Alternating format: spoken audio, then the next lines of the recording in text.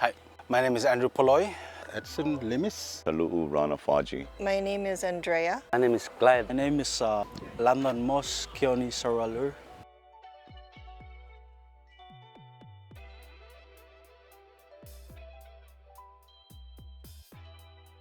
I came to be a crew member on Maisu. I was curious about exploring indigenous knowledge. When they came to Saipan, I met up with Cesario. He had a talk with one of my uncles, and my uncle was telling him that I was kind of interested in learning navigation. Saw Cesario on the canoe when he came in. I wanted to know more.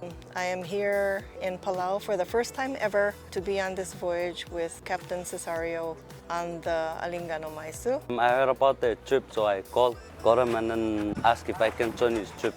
I came here when I was 5 years old on this canoe, Maisu. Sailed from Yap to here, Palau, and that's how I started.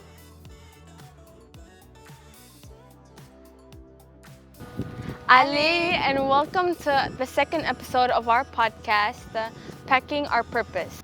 This episode will feature the crew members and fellow students to share the process of packing up for the departure, what they're bringing, and their thoughts throughout.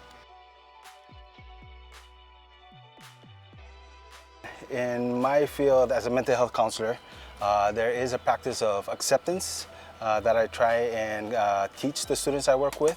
And so in preparing for this voyage, I think I've done kind of similar preparation in that I'm trying to practice radical acceptance and just acknowledging that there are things I can control, there are things I cannot control. One of the best quotes that I've learned in my life is that you cannot control the winds, but you can adjust your sails. And I think it's very appropriately applicable to preparing for this voyage in that trying to control the things I can by getting physically fit, getting my spirit right, making sure I'm aligned and centered in my God and Creator. I think that is the biggest preparation I've been doing for this trip.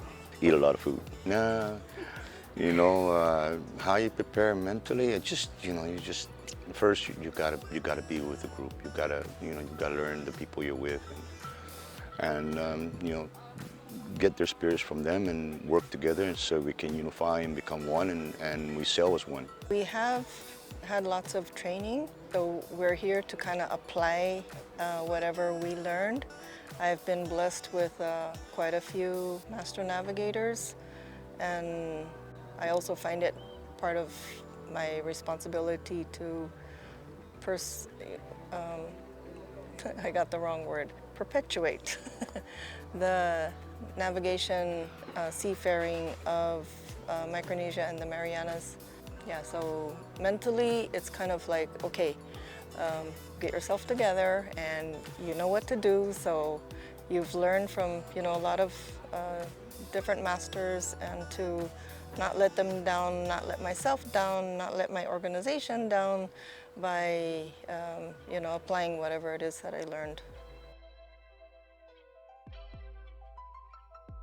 Make sure that the sail, we work on the sail, and make sure that all the ropes are cleared from so you won't trip. So we try to contact the ship, or we just help with the hoist, try to avoid the big ship, if they don't respond. From time to time we swap, one shift done and next shift. So we have a grandmaster who's our captain, and we have a first mate who tells us what to do in case the captain doesn't remember what he says. Of course, we have the crew. They all have each role. There's a cook. We have a cook on the canoe. We have a leader for each watch. Yeah.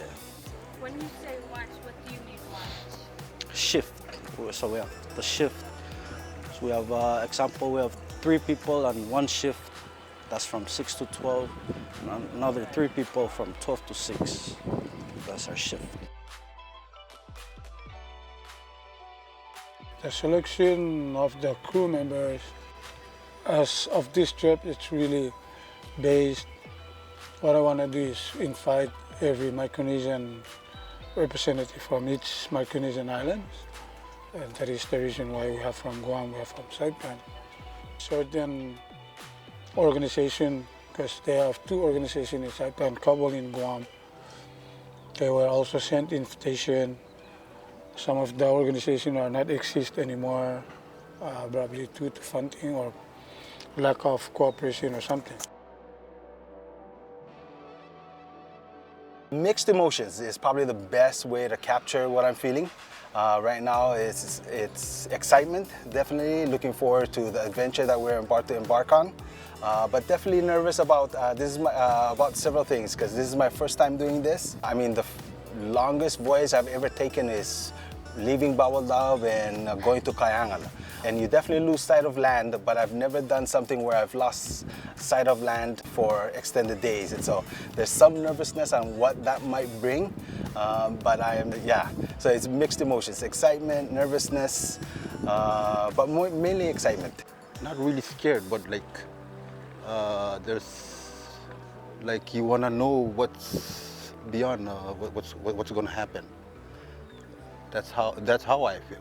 I mean, I wasn't thinking of like that perfect storm where you watch on this. Yeah, I was just like sailing. Actually stoked, but you know, like everything else, you just take it one step at a time. You know, you learn by following the leader, and then you know you just wait. You just wait as the wind takes you, and listen to commands and listen to the master navigator, and that's basically, I believe in it. I think it's going to be a beautiful voyage. I'm with the right man to be with, so I'm good. I have sailed from New Zealand to Saipan, which is about 4,000 miles. Have traveled voyaged from Saipan to Yap and Saipan to Micronesia. Saipan has islands that run kind of northerly. So Saipan to our northern islands. So it's not my first voyage, but it is a voyage that with the different things politically that are happening around the world. I've sailed from Guam to Pagan and back, 630 miles. So I've done a voyage, but that's just a voyage, you know, it's just a sailing. But here it's learning, it's more in tune, more in depth, more of the celestial stars and the current, things of that nature. Learn more. Being out there longer, you get to experience it much quicker and much easier. My experience of being a master navigator it's new to me, but I would love to experience more, maybe become a grandmaster.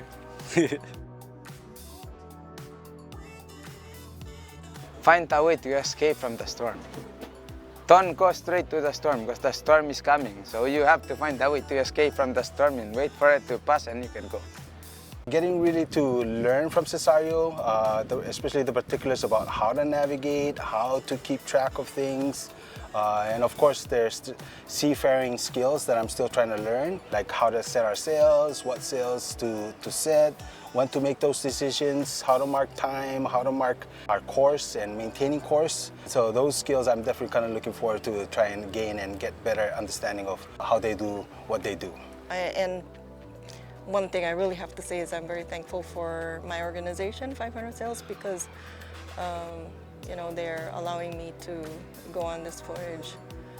And also very thankful for Captain Cesario because I know there's a lot to learn from him. I did sail with him once from Saipan to Yap. So I'm really excited and looking forward to learning a lot more from him. Yep. Especially as the only woman here. Yeah, and the first time on Maisu. It'll be all new experiences to me. Okay, that's great. Thank you so much. Thank you so much. Awesome. Thank you so much for your time. Thank you. That was great. I hope. That was a great answer. Thank you so much. You're welcome so much. Thank that you. was amazing. Thank you so much. Thank you. Yeah. Yeah, thank you so much.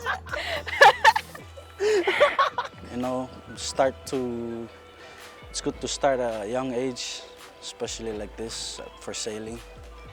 Encourage you guys to start young.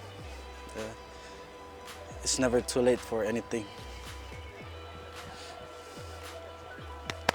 Wonderful. Thank you. That was good.